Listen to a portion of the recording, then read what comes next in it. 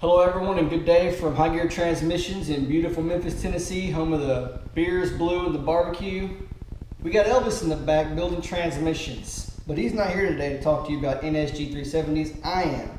So please join me as we talk about the various components of the NSG370 that most commonly fail. I hope it's informative. Hello everyone. Today we have laid out a list of parts from an NSG370. NSG370s came behind a variety of engines in Jeep Wranglers and other Jeeps from 2006 and on. Today I just want to talk about a few issues that you might be having with the NSG370 that you are trying to find a fix for. The NSG370, if you don't know, is a Mercedes-built 6-speed. We're going to start over here. This is the fork assembly from the NSG370. This is a used fork assembly. It comes in one piece like this, so when you buy another one from the dealer to replace it, it's going to be flimsy and probably taken apart, as I'm going to show you in just a second. But let me show you some of the common problems that you're going to have internally with this fork assembly. The first thing I want to address is this piece right here. All of these little forks, these rails slide through this little plastic piece. This divider keeps them all in line. As you can see here, it's broken on the bottom. Whenever we disassemble a unit, these are always broken. And they don't cause that much trouble that I've noticed, but it is worth mentioning. The real problem is back here on reverse gear. As you can see, these are broken, melted away. Here on 3-4, the fork pads are not damaged. They are still in good working condition. And as you can see, they're made onto the fork, so they're not replaceable.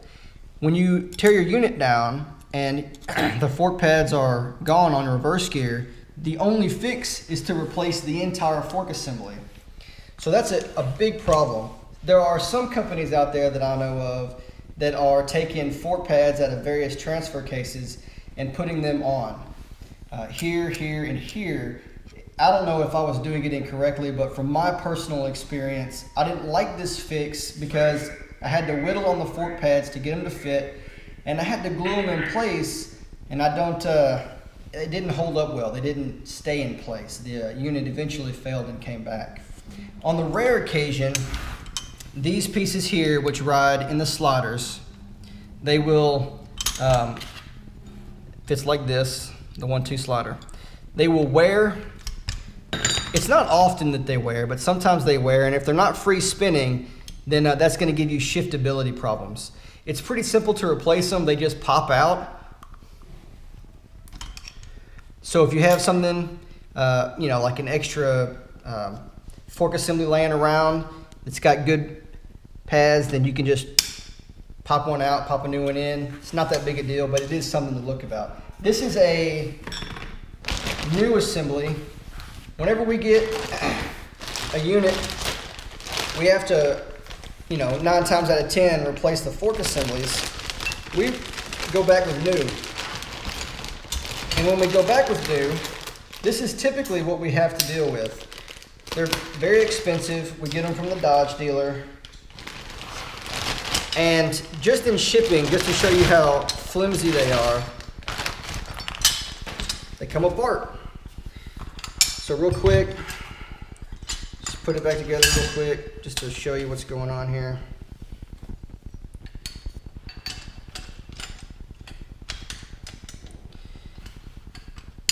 Like this little piece here pops in, holds it in place. These have to slide up through here, like that. That goes there. This one here,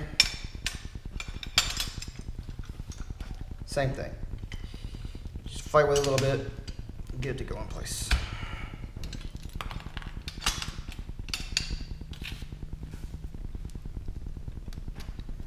That one there, and that one fell out, so we'll put it back. All right, so that's your whole fork assembly.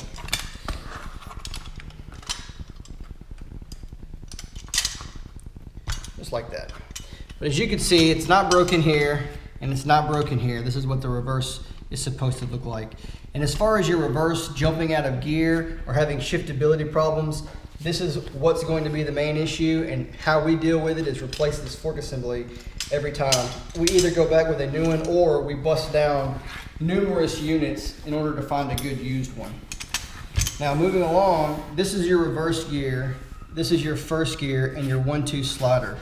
These are not good, these are new replacements. So starting with the reverse gear, the first thing I would like to point out is this is your reverse gear blocking ring.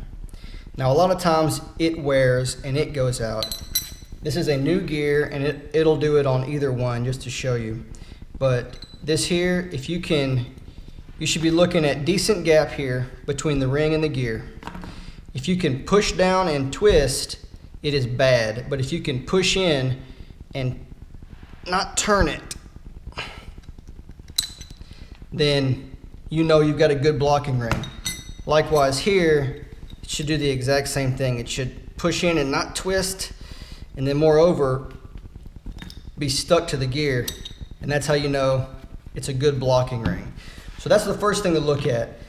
The second thing to look at, and what's going to be more obvious, are these engagement teeth. These engagement teeth is what holds the slider. When you engage, the slider engages the gear, and this is what's turning everything. So when these go bad, and they go bad on the slider, it's going to pop out of gear.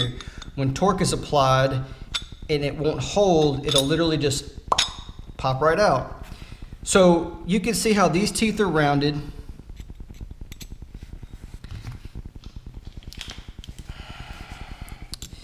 These teeth here are rounded. These teeth here are sharp and not rounded.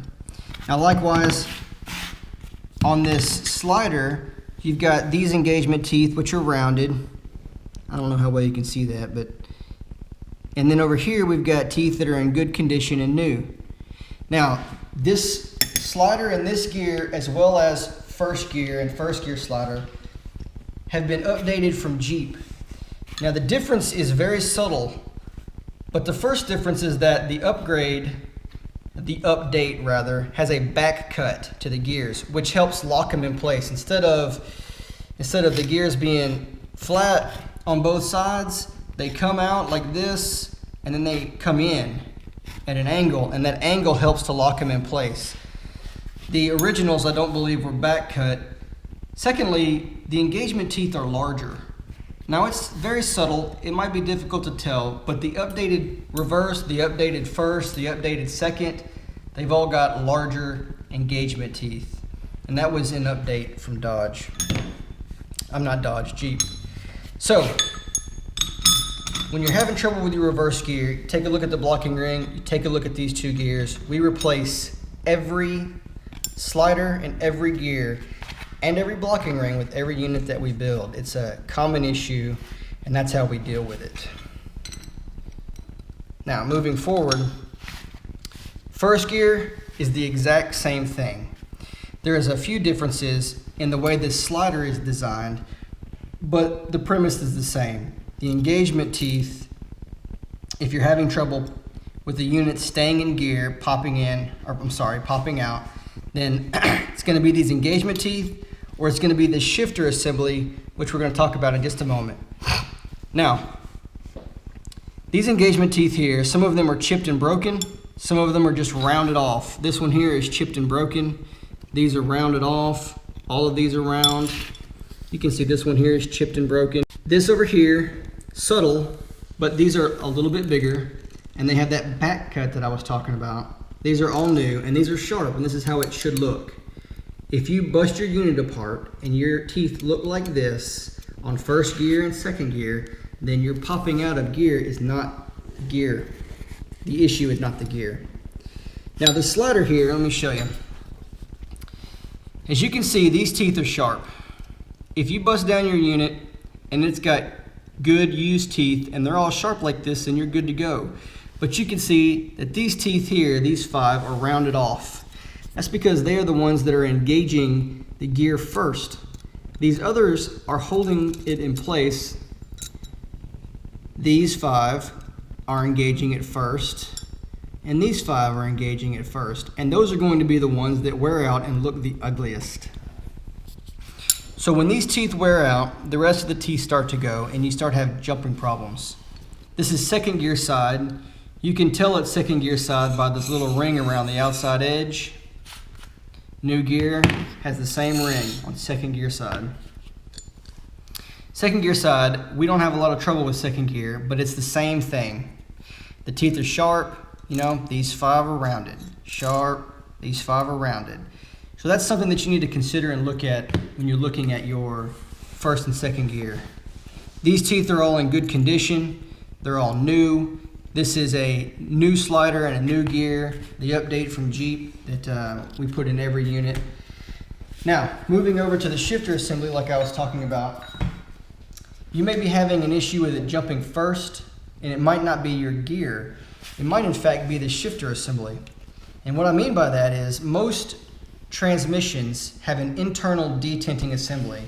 Like the earlier model Jeeps, the AX15, the AX5, the NV3550, they all have internal detents where when you put it in gear, you have a spring-loaded ball that is under pressure that helps hold the fork and rail in place to provide extra strength for the torque that is applied, so that when torque is applied and your slider is maybe not in the best condition, it has to push past that detent in order to pop out of gear.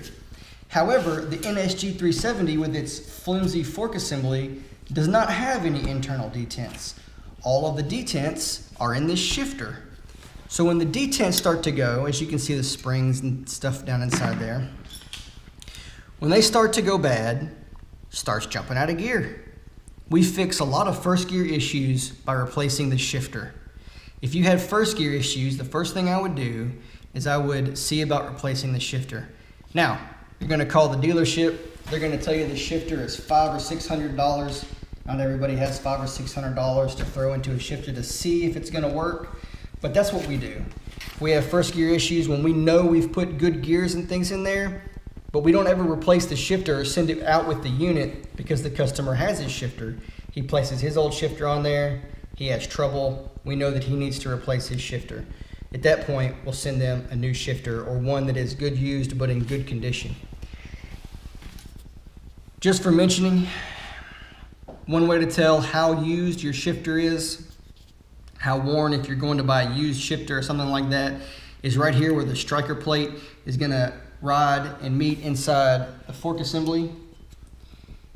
It will have wear here. Wear is pretty distinguishable. This is what the color of the metal is supposed to look like, and you've got this dark area here where there is a little bit of wear, but there's no actual wear into the metal.